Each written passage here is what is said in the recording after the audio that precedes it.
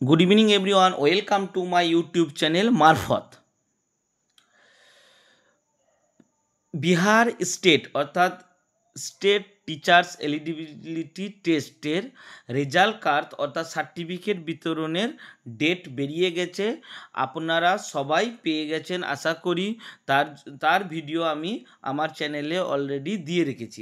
আজ যে কারণে ভিডিও বানানো, অনেকেই ফোন করছেন এবং অনেকেই আমার পরিচিত যারা পাটনা আসতে পারছেন না, কিভাবে আসবেন এই বিষয়ে, এবং দ্বিতীয় যেটা সবচেয়ে গুরুত্বপূর্ণ যে এখন আসতে পারছি না, পরে এসে হবে কি না সেই বিষয়ে আমি দু চার কথা বলবো এই ভিডিওর মাধ্যমে।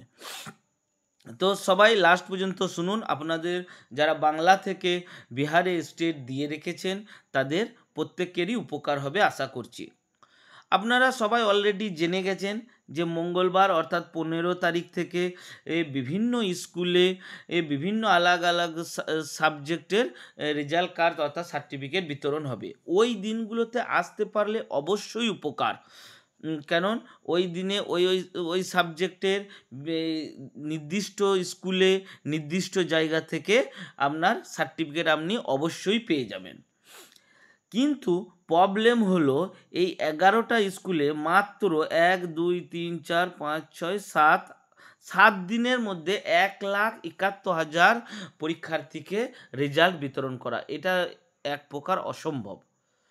ঠিক এই জন্য 2024 দেখুন, এই ভিডিওর মাধ্যমে প্রত্যেকেই দেখতে পাচ্ছেন যে 15 তারিখ, 16 তারিখ, 17, 19, 21 থেকে 24 বিভিন্ন ডেটে বিভিন্ন সাবজেক্টের আপনার দেওয়া আছে। বিশেষ করে বাংলা থেকে অনেকে বাংলা সাবজেক্টে দিয়েছে। বাংলা সাবজেক্টে 16 তারিখ সার্টিফিকেট দেবে এবং 15 তারিখও দেবে। এই দারোগা প্রসাদ রায় উপাবি গর্দানিবাগে 16 তারিখ অর্থাৎ কাল, আর আজ 15 তারিখ। অনেকেই বাংলা সাবজেক্টের কালও 16 তারিখে দেবে। বাংলা সাবজেক্টে পেপার 1-এর অনেকেই সার্টিফিকেট তুলেছে, আমার সঙ্গে কথা হয়েছে অলরেডি। এছাড়াও বিভিন্ন অন্যান্য সাবজেক্টে সোশ্যাল সায়েন্সের অনেকে আছে পেপার 2, এইগুলোতে দেখুন পেপার টু এর ডিটেলস ভিডিও আপনার পিডিএফ অনেকের কাছেই আছে। যদি কারোর কাছে না থাকে অবশ্যই আমাকে মেসেজ করবেন যে কবে আমার রোল নাম্বারটা আমার দেখে দিন, কবে কি হবে। আমাকে যদি মেসেজ করেন, আমার চ্যানেল টেলিগ্রাম চ্যানেল আছে, সেখানেও জুড়ে যাবেন, সেখান থেকেও আপনি আমাকে মেসেজ করতে পারেন। যে কারণে ভিডিও যে পাটনা কিভাবে এখনও পর্যন্ত যারা টিকিট কাটতে পারেননি, এখনও ডেট বাকি আছে, পাটনা কিভাবে যাবেন দেখুন। পাটনা যাওয়ার অনেক পথ পশ্চিমবঙ্গ থেকে আছে। প্রথম সবচেয়ে সুবিধাজনক হচ্ছে রেলের এখন টিকিট পাওয়া অসম্ভব। কেউ যদি তৎকাল কাটতে পারে আসতে পারে। তা তৎকালে কোথা থেকে ট্রেন পাওয়া যাবে? আপনি হাওড়া থেকে ট্রেন পাবেন, শিয়ালদা থেকে ট্রেন পাবেন। এই দিক দিয়ে যারা আসানসোল পর্যন্ত, যারা বাড়ি বর্ধমান, বাঁকুড়া, পুরুলিয়া, বীরভূম, তারা আসানসোল থেকেও অনেক ট্রেন ছাড়ে। এছাড়াও ব্রেক জার্নি করেও আসা যায়।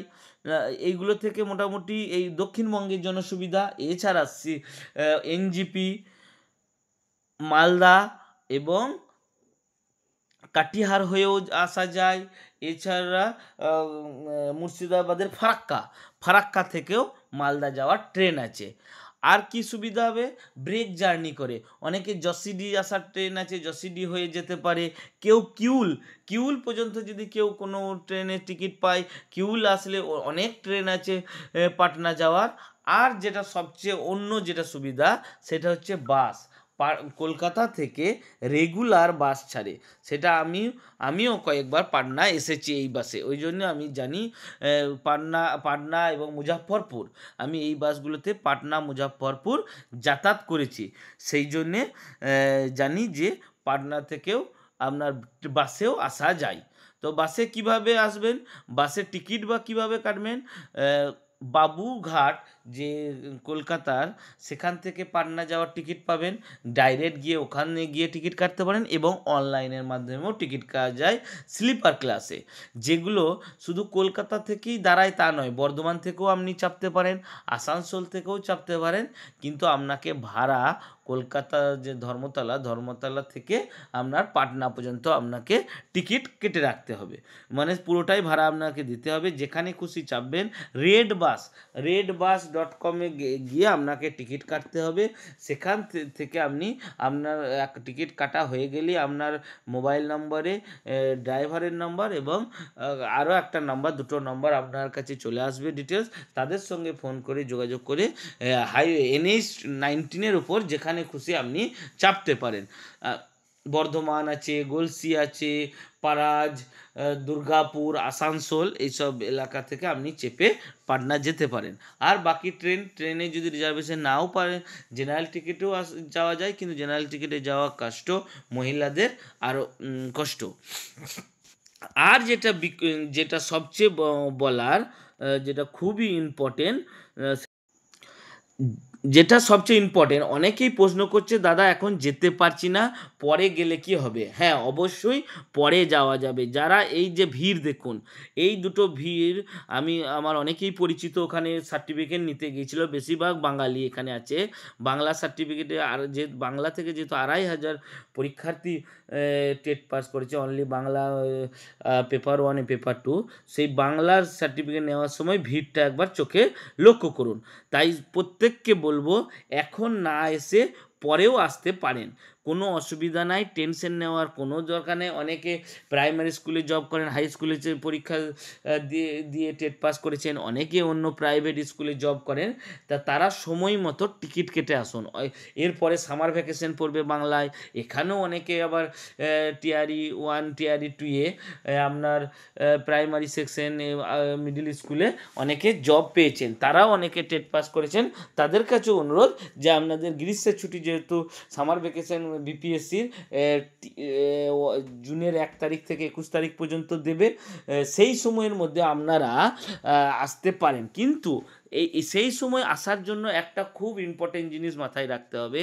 সেই সময় আসার জন্য আপনাকে ডেলি আপনি ডিও অফিস পাটনাতে আপনাকে সার্টিফিকেট দেবে ডিও অফিসে, যেটা রাজেন্দ্রনগর স্টেশন থেকে খুবই কাছে, এবং সে 1 থেকে 1.5 কিলোমিটার। রাজেন্দ্রনগরের একটা ট্রেন হাওড়া থেকে আসে, সেই ট্রেনের টিকিট সকালে পৌঁছে আবার রাতে ফিরে যেতে পারবেন কলকাতার দিকে সবাই। আর যেটা ইম্পর্টেন্ট, সেটা হচ্ছে খুবই ইম্পর্টেন্ট এটাও, যে এই যে পিডিএফগুলো দিয়েছে, এই পিডিএফের রোল নম্বর অনুযায়ী আপনার কোন স্কুলে এখন সার্টিফিকেট দিচ্ছে, সেইটা আপনি অবশ্যই নোট করে রাখবেন, যে অমুক স্কুল অমুক ডেট। ধরুন আজকে 16 তারিখে আপনার রেজাল্ট দেওয়ার কথা ছিল, আপনি নিতে আসেননি, তাহলে আপনি অবশ্যই আপনার ডায়েরিতে 16 তারিখ, স্কুলের নাম এবং তার ডেট, এই দুটো নোট করে রাখুন। এই দুটো কোথায় কাজে লাগবে আপনাদেরকে বলে দিই, এই দুটো ডিও অফিসে যখন আপনি সার্টিফিকেট নিতে যাবেন, সেই সময় আপনার কাজে লাগবে, যে আমার এই স্কুলে অমুক দিন ছিল, তাহলে আপনি সঙ্গে সঙ্গে আপনার সার্টিফিকেটটা ওরা স্কুল ওয়াইজ ওদের কাছে থাকে। আমি যেহেতু গিয়েছি ডিও অফিস, সেই জন্য জানি ডেট আর স্কুল ওয়াইজ আলাদা আলাদা করে বান্ডিল ধরা থাকে, সঙ্গে সঙ্গে আপনার সার্টিফিকেট ওরা বার করে দিবে। আর না হলে আপনি সেই দিনও সার্টিফিকেট নিতে হয়রানির শিকার হবেন, সার্টিফিকেট পাবেন না। এই জন্যে এই ডেট আর এটা, আর সঙ্গে কী কী ডকুমেন্টস লাগবে সেটা তো আপনারা জানেনই, যে অ্যাডমিট কার্ড, যাদের অ্যাডমিট কার্ড হারিয়ে গেছে তারা ওয়েব কপি যে ডাউনলোড করেছেন সেই ওয়েব কপি, এবং আধার ভোটার কার্ড যে কোনো একটা জেরক্স নিয়ে চলে আসবেন, কোনো অসুবিধা নাই। দুটো যদি সার্টিফিকেট নেন, পেপার 1 পেপার 2, তাহলে আপনার দু কপি করে জেরক্স করবেন, আর যদি একটাই নেন তাহলে 1 কপি জেরক্স করে নিচে ওই জেরক্সের নিচেই স্কুলের নাম আর ডেট লিখে আপনি ওনাদেরকে দিয়ে দেবেন, ওরা সার্টিফিকেট বের করে দেবে। না হলে পরবর্তীকালে আপনি ওখানে যে ডিও অফিসে যে ভিড় হয়, সেখানে প্রবলেমে পড়ে যাবেন। আশা করি আপনাদের বুঝাতে পারলাম। এরপরেও যদি আরও একটা যেটা ইম্পর্টেন্ট পয়েন্ট, যে ছুটির দিন আসবেন না, যে সরকারি ছুটিটা দেখে নেবেন। বিহারের সরকারি ছুটি আলাদা, আবার বেঙ্গলের সরকারি ছুটি আলাদা। সানডে তো অবশ্যই আসবেন না, এবং বিহারের সরকারি ছুটির লিস্ট আলাদা আছে, সেই লিস্টও যদি আমাকে কোনো সময় কারোর প্রয়োজন হয়, কমেন্ট বক্সে তেও জানাতে পারবেন, আবার টেলিগ্রাম চ্যানেলেও জানাতে পারবেন, দাদা এই দিন যাব, তা খোলা থাকবে কি না সেটাও আমাকে জানতে পারেন। তা আমার টেলিগ্রাম চ্যানেলে অবশ্যই জুড়ে যাবেন। আর যারা আমার এই চ্যানেলে নতুন তারা সাবস্ক্রাইব করে রাখুন। টিআরই 2 নেক্সট যে টিআরই 4 হবে তার ভিডিও আমি আমার চ্যানেলে দিতে থাকবো, এবং ইম্পর্টেন্ট ইনকাম করার জন্য, আমি ইনকাম করার জন্য এই চ্যানেল খুলিনি, প্রথমেই বলে দিই।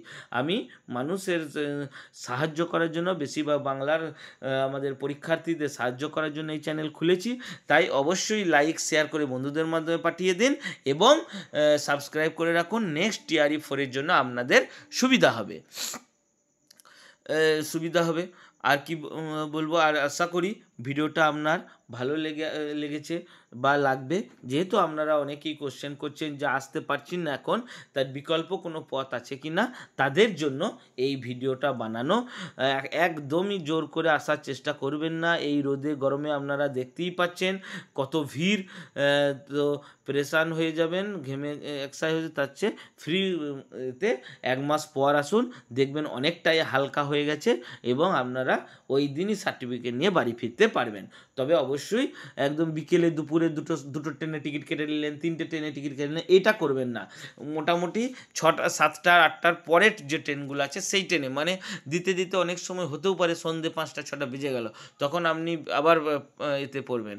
অবশ্যই রাত্রি 8টার দিকে, 7টা 8টার পরে যে ট্রেনের টিকিট সেইগুলো কাটবেন, কারণ ডিও অফিস যেদিন সার্টিফিকেটে যদি ভিড় থাকে, এরা 7টা 8টা পর্যন্তও খুলে রাখে, যাতে সার্টিফিকেটগুলো যতজন এসছে তারা পায়। তো সেই জন্যে আমি বলবো অনেক অধ্যার্থীকে, আমাদের বাংলার পরীক্ষার্থী যারা বা আদার্স স্টেট যারা পরীক্ষার্থী, তাদেরকে বলবো অবশ্যই আপনারা সময় নিয়ে আসুন।